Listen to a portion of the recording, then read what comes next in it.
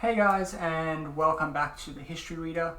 In today's video I'm going to do a little bit of a TBR type thing. Very early on when I started the channel, I used to do these quite a bit, but I found TBRs don't really work for me just because I have no way of sort of accurately gauging what I'm going to get through in a particular month. It's more for me, I have a general plan of the books that I want to get to, but I'm sure a lot of you understand that those plans change over time, and so I sort of keep it a little bit fluid. And recently I've also been doing a thing where I've been reading a couple of books at once, just because if you're reading something that's really dense, it can be a bit of a slog, and if you're not particularly in the mood for it on a particular day, then you might want to switch out and read something different. So I'll show you the two books that I'm reading right at the moment, and I think I've spoken about both of these previously on the channel. So the first one is Thomas Pakenham's The Scramble for Africa, and this is what it sounds like. It's a history of the scramble for Africa, taking us from sort of the there's a little prelude kind of early on in the 1850s and 60s, and then taking us through the main part of, and the 1870s, and then the main part of the scramble in that second half of, or the last sort of quarter, more accurately, of the 19th century. So as you can see where my bookmark is, I am getting through that, probably about 100 pages left in the book, and that has been enjoyable but tough. It is a very large sort of cast of characters, and he's done really well to keep it to the 700 odd pages that it is, but it could easily have, I think, run to 1,000 and probably provide a little bit more context. But there's a fine balancing act between someone like me. I prefer things to move a bit slowly in my books, and give lots of context so I can fully understand it. I understand other people are different, and so I think this strikes quite a good balance. And so while at certain times it's a little bit challenging for me to fully understand what's going on, I get why he's made those decisions. So that is the first book that I'm currently reading. The other one that I've got on the go at the moment is this, The Boundless Sea, A Human History of the Oceans by David Abulafia. And this is a Penguin book, and one of the Penguin orange spines, and it is what it sounds like. It's a human history of the ocean. So the approach that he takes is to tell a story of humans using an understanding of how they interact with the oceans. So he separates the book into sections based on the ocean. He starts with the Pacific in the earlier period, and then he looks at the Indian Ocean in the earlier period and the Atlantic Ocean. And I'm not sure if he looks at any others in any sort of great detail. So the Atlantic, and then so he sort of ends it there, and then he looks at oceans in conversation. So obviously the sort of combining of the oceans in trade and things like that, as we move closer. So part 4, Oceans in Conversation, looks at 1492 to 1900, and then Oceans Contained looks at 1850 to 2000, and that obviously looks more at us, rather than being influenced so much by the oceans, us influencing the oceans. At least that's what I imagine he's going for there. And this is an incredibly readable book. Again, it looks at topics that I'm not familiar with at all, so context is difficult for me. Things like ancient Sumer and Mesopotamia, all of these types of ancient civilizations, I just haven't read that much about them, so I don't have the context, which should make reading this a bit easier. I imagine as I get towards the back of the book, that context is going to flow a lot more, and I'm going to have that context. So those are the two books that I'm currently reading and really quite enjoying. So that's where I'm at now. I'm actually just going to grab So one of the books that I want to get to is this one. It is Peter Padfield's The War Beneath the Sea. The subtitle is Submarine Conflicts During World War II. And this is something that I actually picked up on Audible quite a while ago, probably close to a year ago now.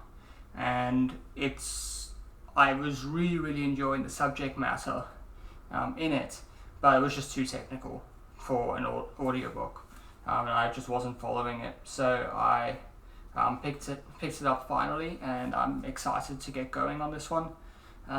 It is, from what I've read, what it says on the cover, it looks at submarine conflict, but looks at it from a perspective of like the strategic reason for the submarine to exist, and then on the technical level how that influenced submarine conflict. So designs of various submarines, the flaws that they had and the advantages they had, things like that. But again, I've only read a small part of it, and that was an audiobook, so I wasn't picking up a lot. But very excited to get going on this one. Something else that I've been quite interested in is American history. It's something that I studied a little bit at school because obviously the American Revolution, but I've not studied American history in all that great detail. I did listen to an audiobook a few years ago on kind of the early, not the settlement of the West per se, but the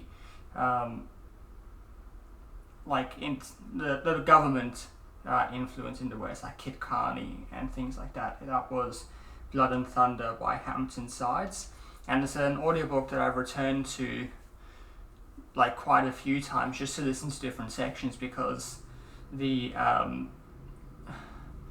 it's a weird word to use in a history book, but the vibe of like that, not the Old West in the sense that we get after the Civil War with cowboys and all of that stuff, but the Old West in that very early US Army going out there and conquering effectively, like imperial, the imperial United States, I suppose. And so I really enjoyed that. And I saw this book at some point. I really forget when I got this one. But it is A Nation Without Borders, the United States and its World in an Age of Civil Wars, 1830 to 1910. And that is by Steve Hahn. This is the second volume in the Penguin History of the United States. Just for reference, the first volume is by Alan Taylor, and it is titled American Colonies, the Settlement of North America. And that obviously takes you up to 1830, and then the final volume is American Empire, and that actually takes you from 1945 to 2000, and it talks, the subtitle is The Rise of a Global Power, the Democratic Revolution at Home, and that is by Joshua Freeman. So this one, I've read sort of 50 pages of it at one point before and then put it down and never came back to it. But that's something I want to read, looking at the development of the United States beyond that traditional story that you get told about the American Revolution. Also going along with my interest in the American Revolution, or the history of America, is Rick Atkinson's The British Are Coming, The War for America, 1775 to 1777. I believe this is part of a series. Obviously, the Revolutionary War doesn't end in 1777, so I don't know if further volumes are out yet or if they are due to come out. I can't really see any information about that, but basically it's a military history of the Revolutionary War. At least the breakout of it and the first sections. It's got praise on the front from Anthony Beevor, who is one of my favourite historians of the Second World War. And again, this is one that I've read a little bit of and then never came back to.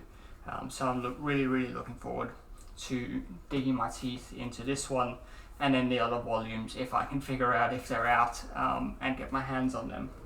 So those are the books I've actually got kind of in the pipeline for the next month or two. Who knows how long it'll take me to get through that stuff. The other things that I am looking at reading that I don't have on hand, at least, one of them is Richard Evans' The Pursuit of, forget if it's The Pursuit of Glory or The Pursuit of Power. I'll stick it up on the screen here. And that is his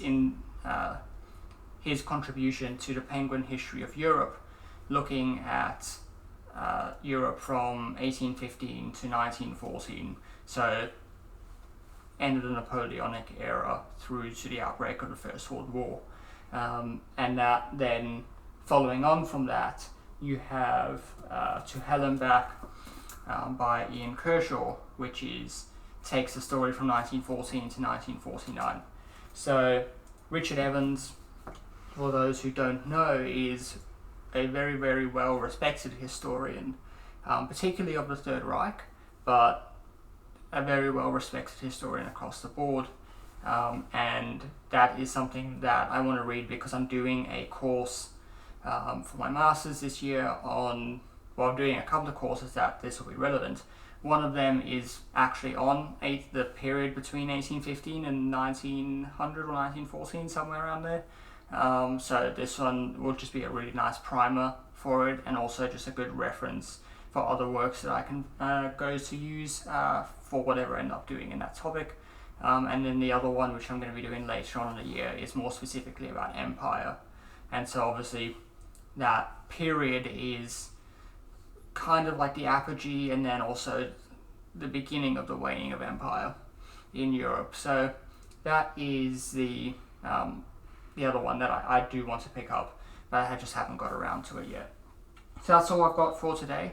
I'll put all the titles of the books, by the way, in the description, so if you do want to pick any of those up, you can do that. Obviously, see if you can find them at used bookstores and things like that, but I'm sure they're all available on Amazon and all those other book websites. And until the next one, hope you have a good time reading and read some really interesting stuff. I'll see you next time. Bye.